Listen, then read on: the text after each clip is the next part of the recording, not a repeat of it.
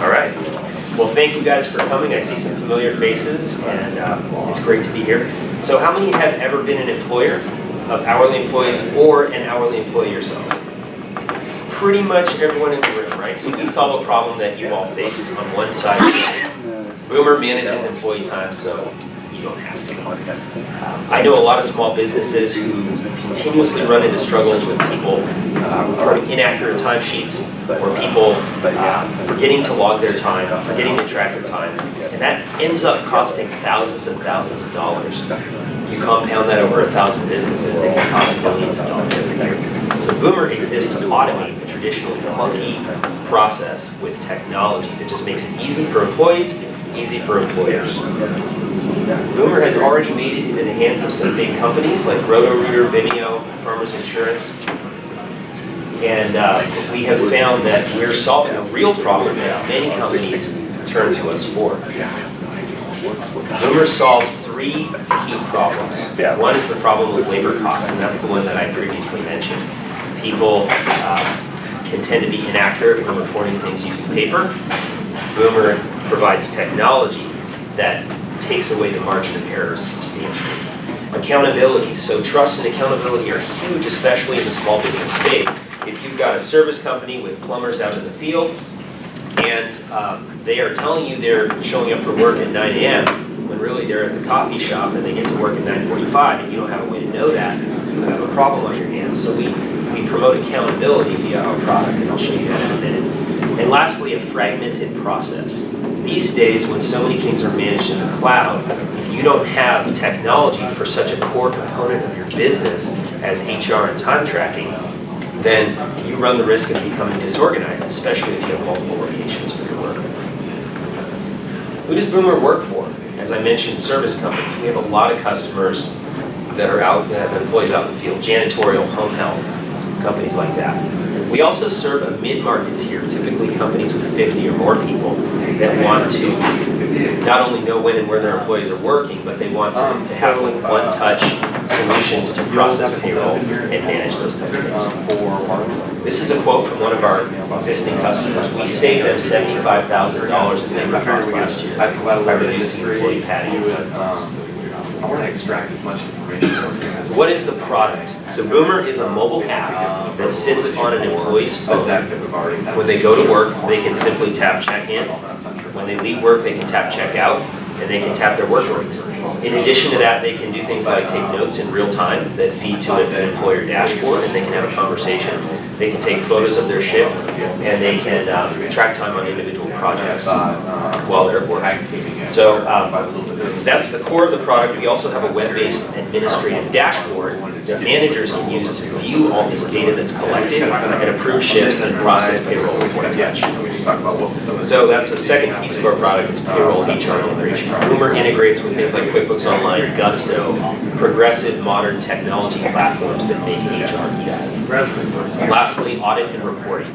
So data is so critical these days, and Boomr provides very clear audit trails to make sure that the data that we're collecting is reliable and sound, and that it's not being manipulated.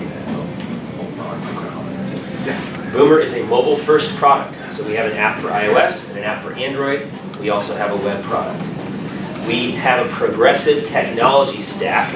So this is important to me. I'm the CTO of the company. So I'm a co-founder and CTO, but I have made it my passion to make sure that our technology is always on the cutting edge. It's always technology that can last us years down the road. And I do that because I want to create a culture that's great for our developers. I also do that because I want to know that our product is the most reliable cloud-based solution for employee time tracking.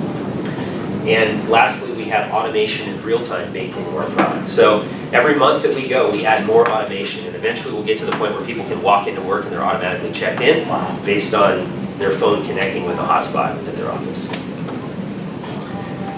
We have grown in the 4 years, almost 4 years that our product has been on the market. We've achieved 800 monthly paying customers.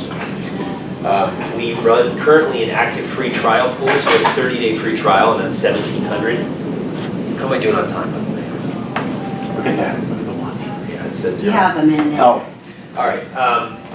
We have been, we've been very effective at App Store optimization. So we've got this pool of 1,700 trials, and a lot of them just come in from the App Store based on some marketing stuff that we've done. And then probably our biggest growth channel is integration partners. So we work with Gusto, QuickBooks, Xero, namely Bamboo HR and FreshBooks. We're working on an integration with ADP right now. Boomr costs $5 a month for our standard tier, which is what most companies would fit into. We also have a business tier for the mid-market at $9 a month, and that gives people audit trails and some better department and group management tools. So my ask today for this group is, we're continuing to grow as a company. We're not at the baby stage where I think we're the smallest we'll ever be, but we've been around for a couple years now. We need more customers, and as you raised your hand, you've either been an employer or an employee in a business where this would fit.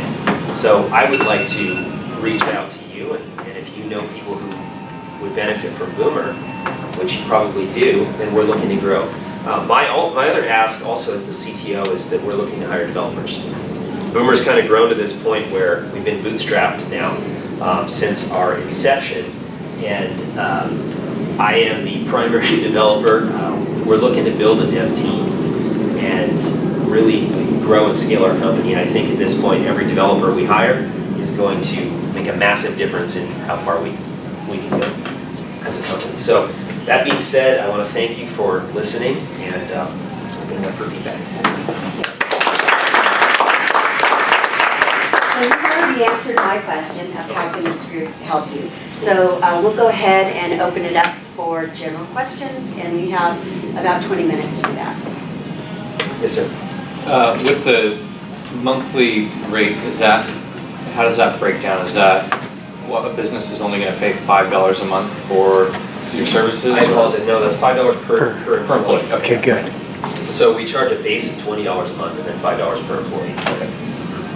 Yes. How do you compete with companies like Toggle? Are you familiar with Toggle or Rescue? Yeah. There's a couple. Yeah, the space is actually getting pretty crowded. So our biggest competitor is T-Sheets. They raised 60 mil last year. They're based out of Eagle, Idaho. They're going the direction of scheduling, and we're not, so it's not exactly a competition. What we feel after sort of learning this market and spending a lot of time in it is that Boomr offers an excellent mobile experience. We try to create a frictionless experience for employees because they're the ones that have to buy into the product. So there's a lot of solutions out there. Our focus has always been on user interface, and ultimately our focus, as I mentioned, is on progressive automation. We want to continue to automate and automate and automate this aspect of HR. Yes, sir. How about independent contractors? I see a lot of gig workers and people, who kind of get lost in what they need to document for the state and federal. Is that the business? Is that $9 for something like that? So if you're an independent contractor, a one-man shop basically, you would pay the monthly cost without the base cost.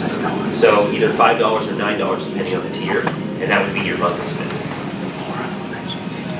Yes? Where are you guys in your funding? So we took about 120K at the very beginning of our company. It's an interesting story. We started in 2011, but pivoted twice before we ended up as the Boomr that's known today. So I like to say we're about 3.5 years old because our product, our time tracking product hit the market in November of 2013. We started in 2011, took 120 grand, gave up a nice chunk of the company for it. And we built a product for the home health space that never ended up taking off. So then, since then, we've bootstrapped, and we've gotten to the place where we're barely profitable, but we're making more than we're spending. And I think we're now at that place where it probably makes more sense to start exploring options. How many employees are in there? 5. And so I'm the main developer, but we do contracts and dev projects here and there. I'm definitely looking to hire an in-house developer here in Sacramento that I manage. Another interesting part about our company is we are a distributed team. So I am the only one in Sacramento right now. We have 2 guys in San Diego, And our CEO is from the Bay, but he's currently living in Barcelona. So Wow. we work over Google Hangouts, and we've managed to do that pretty successfully. Yes, Are all your companies that you work with California-based right now? absolutely not. No, We have okay. an international. basis. Cool. So you guys have no problem doing state-to-state compliance with all the tax codes and. So interesting question. We don't do the compliance calculations for payroll. And that's one of the reasons we've had a lot of success working with people that do payroll like Gusto, because they handle that and we feed them hours tracked. Now, we just actually inked our first enterprise deal, got us signed a month ago. That enterprise deal increases our ARR by about 150 grand, but it also requires us to be fully compliant with California's labor laws where it regards to double time and overtime. We have built-in overtime calculation and it's accurate, but we need to now add that level of double time. So that means I'm working double time until we get that done. So with your mobile-first approach, do the employees of the companies you work with have access to the Boomr app? Yes. So the company I just came from, California Family Fitness, a big bone of contention, something we paid hefty fines for, were our managers communicating to the sales team after hours. And so that's a big, big no-no. So if you could find a way to actually help them avert over communication after hours, or ways to let them know that you're going to be approaching, getting in the land of fines, would be a big, big service. That's a great, great concept. So one way that we could do that with our current product is, like, as I mentioned, there's a real-time note-taking component, and that's all logged in the context of a shift. And you can continue to talk after the shift is over, but everything is timestamped. So there's maybe some room to add some AI there, or some just learning to send notifications. The other thing we just released about a month ago is this dashboard that has an overtime watch on it. So you can see when employees are getting into overtime zone, and it kind of like orange lights it, red lights it type of thing. So you know when you're getting there, and you know when you're over that line. Very cool. So this is probably only for a production kind of a facility where you have hourly workers working at a particular time zone. Because I from the previous question, I didn't understand what you mean by after hours. I mean, you say it's a 9 to 5 job, but with a global economy, there are companies working, Well, what he's asking is, in terms of labor law compliance, a manager's getting in trouble for making salespeople work after their work shifts. But in this case, so our customers, we do have factories using it. We have a lot of companies with employees in the field, so you don't see your employees when they check in and check out for work, and you need to know where they are based on GPS. We also have law firms using it. We've got this thing called terminal mode in our app where you can turn an iPad into a check-in station. And so people walk up, they tap their name, they enter a PIN number, and they're checked in for work. And you can mount that to the wall and just make it a turnkey, simple system in your office. So we really work with any type of company. It's just I think we attract service companies the most. Yes? So when an employee is using your app, is it something that they're downloading directly onto their personal phone, or is it more of a company phone? No, well, it can be either. Yeah. Have you had any pushback with employees saying, no, I don't want to download this, I don't want to be tracked by GPS or anything? There are employees that gripe about being tracked, but generally it's because, and I don't want to make too many assumptions here, but I have observed that where that's happened, the company culture is one where there was no accountability and people were kind of doing what they want, and now they're mad that they can't do what they want. Right. Right, so there's always this dynamic in HR where if people are used to getting away with something and then you bring in a rule, you get pushback. Yeah. Right? That's not something that we're necessarily trying to address right now. Yeah, it's never like broke the deal because the company didn't want to do We've that. had companies leave us because they said their employees aren't using it. Okay. And I'm not going to lie about that, but I think over time, as we make our product easier and more, like I said, more automated, that we reduce that friction. Yes. Do you have some kind of onboarding process or training that you use to help people actually deploy? Yeah. That's a huge problem for any So, kind of software. We have an algorithm that basically rates every new trial sign up based on engagement or potential engagement. And then we have a person who calls every new customer, unless they've just, we deem that they're like not interested at all, they downloaded it on accident. We call them and we try to set up a demo. When we set up the demo, our CX guy walks through the entire product with these companies, helps them find the right use case, answers their questions, and that leads to a high conversion rate. Yes. So I'm a security company based in Mexico. There's definitely two fun questions. We thought internationally, and secondly, we have behavioral analytics built in at endpoint. Absolutely, yeah. So deep learning is definitely one of the trends we're opening up in the next 12 months. Learning our data, intelligent recommendations and push notifications to employees and employers with more meaningful sort of analyses based on the information. As far as international, so we support every time zone on the planet, multiple currencies, multiple date formats, things like that.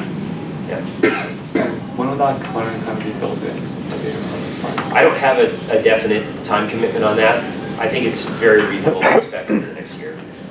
And we're, like I said, we just added the overtime watch, so that's kind of a step in that direction. So we're always doing things to sort of move the ball forward. Yes. So 2 questions. Actually fairly disparate questions. The first is how much to train on the battery, because you're essentially using GPS and tracking the entire time. How much battery life does that take out of an average? We're not real-time tracking. We geo-stamp their check-in and their check-out, so we're not like figuring out where they go while they're home. That's actually a huge privacy can of worms, and it's not really core to our product. Okay, So we're not like fleet tracking. Okay, so it's not constant, it doesn't go throughout, and the power draw is not. Yeah, I use Boomr on my own phone and it doesn't drain my battery. Okay. The second question is, do you have a way built in to work on, for instance, different projects? You mentioned law firms, right? I mean, a lot of their time tracking is in 15-minute increments, right? You need to be, what is sometimes useful for them is to track what I've worked on a specific project. Yeah. Is that? 100%. Yep. It's fully baked in our product. You can run a timer on a project or add a block of time. You can assign project codes and generate job costing reports and invoicing reports based on timeline. Yes. Have you gotten to customers yet? Have I gotten to To customers? more customers. So on that topic, I didn't know, I left the room, I didn't know if somebody had covered it. But trade shows. So this would be great, but David and I come from a place where there's multi-locations with probably hundreds of people at each location.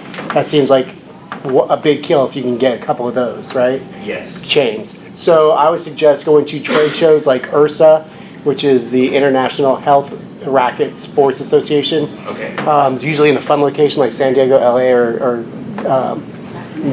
Las Vegas. But you don't even have to get a booth would be optimal, but you can just go network and set up something in the local bar and just invite people over for drinks and show them what's going on to get started, because they can be pricey. But you can, if you can nail a couple mid-size, health club chains who are always struggling with this. Okay. Now you're talking multi-locations with lots of employees at each location. Maybe we can have a conversation afterward. I'd love to pursue that. Yeah. Love to pursue it. Yes. So speaking of customers, and you said you have like 800 companies or customers right now. How do you fill that sales funnel? What do you have a sales force? So our structure right now, we have a team of 3 co-founders and a silent partner, and then we have a CX guy who works full time. So one of our co-founders works on growth with the CX guy. Our CEO does a ton of marketing. So we do, right now, it's all inbound. We're not doing any outbound sales at all, other than our marketing efforts. So someone signs up from the web, by going to our website, they sign up from the App Store, or they sign up through one of our integration partners, like in Gusto's Marketplace or Intuit's QuickBooks Marketplace. When they come in to there, we figure out, okay, what type of company is this, and then we have a strategy based on the type of company to convert them. One of our best lead sources is Bamboo HR. They fed us Vimeo, Bitly, they brought us GitHub.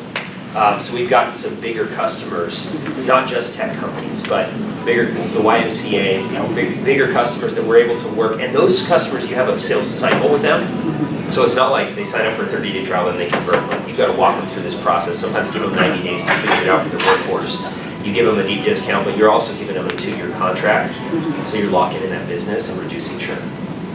So would you say right now your target customer is using some kind of, big, larger payroll service and not doing payroll in-house? Yeah, most of them. Yeah. I think we organically get a lot of SMBs, just like 5 employees, 6 employees, stuff like that. The companies that we go after, though, represent bigger numbers. And with them, it's almost always the sell is workforce automation and one-touch HR. So they're already working with an HRIS and a payroll system, and we just make it to where they can approve shifts, hit a button, and it's a done deal. Yeah. So do you have interest in being acquired maybe by one of these payroll companies who wants to add additional features? Yeah, we would definitely be open to a conversation like that. In fact, we're, not that we're pursuing that, but we've made a decision that in this next quarter, we're courting better relationships with our existing partners. So we're going to go to Gusto's office and just sit down with their people and make sure all their sales force knows how to use Boomr and how Boomr is ideal and what companies Boomr is ideal for. So that's a marketing effort that we can do based on the relationships we have. And then, we are going after the ADP marketplace. Traditionally, it's a lot clunky and super expensive, but you get massive enterprise companies using ADP. You land a deal with 5,000 employees, and that increases our ARR by 800 grand or something.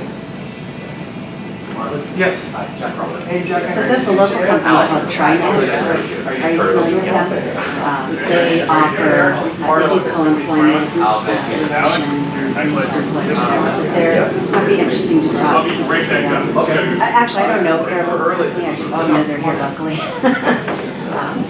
Someone in your backyard.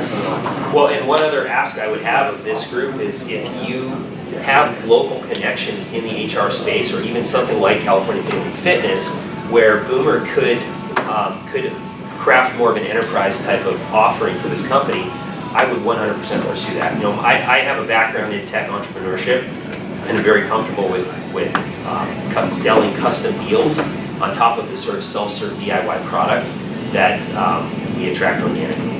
In fact, this deal that we just landed is in the home health space. There's 1,500 employees over 5 states, and we have about a month worth of custom work that we contracted to do to adapt the product to their workforce. But that's something that we can also leverage into other large deals.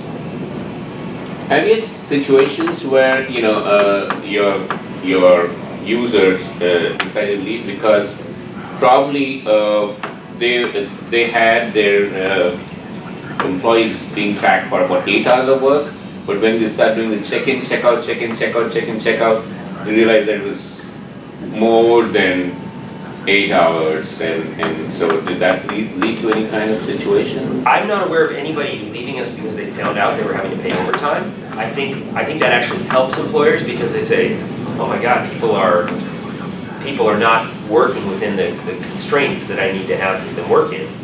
They can see that data and they can make better decisions. Anytime you put data in the hands of an employer, unless there's some kind of corruption going on, it helps them make better decisions. So we don't ever we don't have customers leave because we're giving them too much accurate data that's too revealing.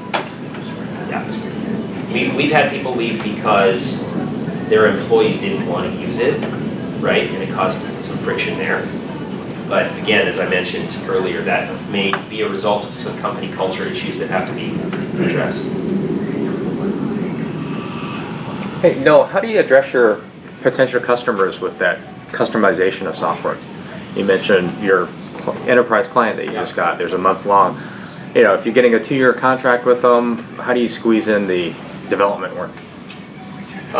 Typically, if custom work is needed to build an integration, like we just landed another customer that wants to use our API to build their own front end. So we're charging them a usage fee. But typically, if we have to change our development priorities and focus on doing custom dev for them, we charge a service fee for that. And so there's going to be like a software contract, so to speak, in addition to our monthly or annual price. But we don't, so we've always had this philosophy that like, we're the ones most qualified to make the decisions about our product, we meaning the co-founding team. Right. And we never let a customer's wishes sort of whack, the tail doesn't wag the dog. Got it. And All right. we maintain a very clear vision for where we want to take the product.